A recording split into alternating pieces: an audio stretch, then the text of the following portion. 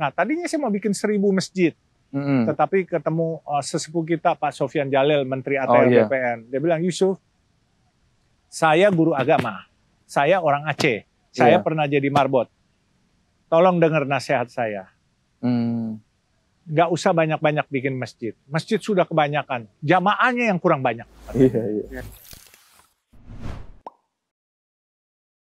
Selain nasi kuning, Pak Yusuf juga kan dikenal itu ya, pembangunan masjid Baba Alun itu kan? Iya.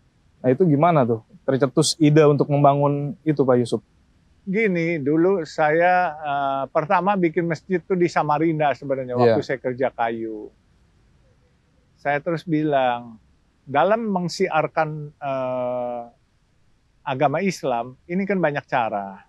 Dengan kita berdakwah, dengan kita menunjukkan perilaku baik. Tapi saya mungkin berdakwahnya saya dengan cara saya bikin masjid. Masjidnya saya bikin yang ala Oriental.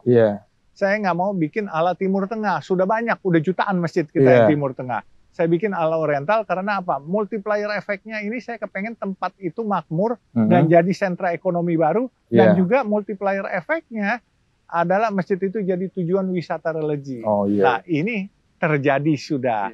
Baik yang di Papanggo, baik yang di pintu Karnaval Ancol. Itu sumbangan dari Arta Graha Peduli. Gitu. Saya nggak minta, tahu-tahu dia bilang, gue bayar semua, boleh. Terus di Desari, itu saya sendiri.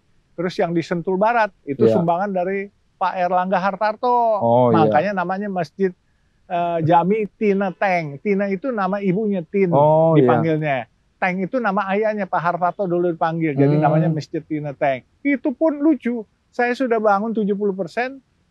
Dia bilang, boleh nggak saya ambil katanya. Saya bilang, boleh Pak, ambil aja. Enggak, saya mau bayar. Kenapa gitu? Saya nasar buat orang tua saya. Oh ya udah, bapaknya yang terusin. Terus ada duitnya lebih, dia bilang buatin warung. Akhirnya warung pojok halal kita bikinin di bawah. Nah terus yang kelima ya, ini yang kita lihat Taman Suropati ini yang bagus ini. Ini padahal tempat ini saya incer sudah 20 tahun. Incer gimana tuh Pak Yusuf? Saya dulu kan sering olahraga di sini. Kadang-kala mau cari WC susah, cari tempat sholat susah. Saya bilang, andai kata dikasih tanah, mau deh saya bangunin musola atau masjid di sini. Enggak kata, minta wali kota dari zaman gubernur yang lalu, sebelum Pak Jokowi, Pak Foke, terus Pak Jokowi, Pak Jarod, Pak Ahok, nggak dapat tempat. Sampai gubernur yang sekarang juga nggak dapat tempat. Dilala ini, dilala. Mohon maaf, saya nggak ngarep-ngarep. Pos polisi yang ada, itu ketimpa pohon, kena angin ribut, rubuh. Rubuh, tapi selama 8 bulan nggak ada yang ngurusin. Karena nggak ada anggarannya. Terus dicarilah saya sama teman-teman kelurahan dan kecamatan. Pak Haji, mau nggak bantuin pos polisi? Buat apa saya bilang kalau nggak ada tempat ibadah di situ, olahraga, ada polisi keamanan. Tapi keamanan yang paling hakiki kan dari Allah, saya bilang. Nggak ada rumahnya, gimana saya bilang. Nanti saya ngomongin katanya. Ngomongin sama teman-teman kepolisian. Ya akhirnya berembuk. Jadi katanya, tapi pos polisinya bikinin atasnya musola. Jadi saya bilang, cocok sama wali kota konsepnya semua. Cocok udah. Bismillah, jalan. Jadilah barang rapi ini. Sekarang ya. Iya. Ini kan sesuatu yang luar biasa. Ini jantungnya ibu kota. Coba lihat. Sebelah sana kedutaan Amerika. Sebelah sini rumah Pangap. Sebelah situ rumah gubernur. Sebelah sini duta besar India. Depan Wapres. Depan lagi Bappenas. Ini jantungnya ibu kota. Ini prestis. Disinilah kita siarkan keharuman nama Islam. Dari Suropati kita siarkan ke seluruh Nusantara. Bahwa di sini sudah ada musola. Dan perpaduan arsitekturnya Betawi. Ada. Oriental. Ada. Ya kan, kolonial juga ada. Ya kan, karena Menteng kan banyak kan kolonial dulu. Jadi kita gabung. Jadi akulturasi budaya di sini. Nah ternyata lihat aja bagus dan bermanfaat. Dulu nggak ada kantor buat dinas pertamanan. Dulu nggak ada kantor buat Satpol PP. Ya kan, kita bikinin di atasnya juga. Jadi di bawah kantor pos polisi, di Iya. atas kantor Satpol PP sama kantor Dinas Pertamanan. Oh, ada kantornya ya. Iya. Plus jadi- musolanya situ.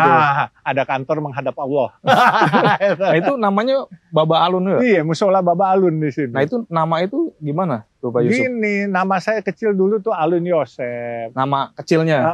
Jadi orang-orang saran-saran dari temen, tadinya saya mau bikin masjid jami, Al-Hamka atau apa gitu ya. Teman-teman bilang, bikin aja Bapak Alun, masjid jami Alun gitu, atau Bapak Alun. Terus akhirnya saya bilang, jangan Bapak dong. Saya kan Cina, saya bilang, Tionghoa. Tapi kan kamu warga Indonesia. Iya, saya warga negara Indonesia, tapi saya keturunan Tionghoa. Iya. Dan selama ini orang tidak mengerti bahwa Tionghoa banyak yang masuk Islam. Iya. Udah sambil kita berdakwah, memberitahu kepada teman-teman Tionghoa, memberitahu kepada teman-teman Muslim, nih ada Tionghoa Muslim. Udah ada pakai nama Baba Alun gitu. Oh, itu cikal bakal nama itu ya. Dan kalau Baba Alun kan orang tahu, oh Alun nih nama orang Tionghoa. Iya. Sehingga teman-teman Tionghoa yang melihat, oh iya orang Islam ternyata ada orang Tionghoanya loh. Iya. Jadi nggak curiga lagi, banyak orang-orang Tionghoa sekarang yang masuk Islam. Nah, saudara-saudara kita yang sudah Muslim juga, oh iya saudara kita ternyata banyak Tionghoa loh, dan ternyata apa yang di hoax-hoaxin bahwa Tionghoa benci sama Islam nggak benar loh gitu. Iya.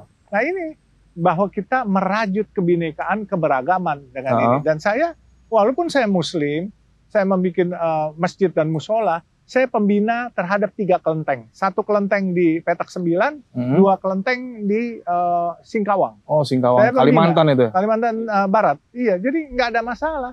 Karena yang penting acara ritual saya nggak ikut. Saya sempat minta mengundurkan diri dari kelenteng Petak 9 yang ribut.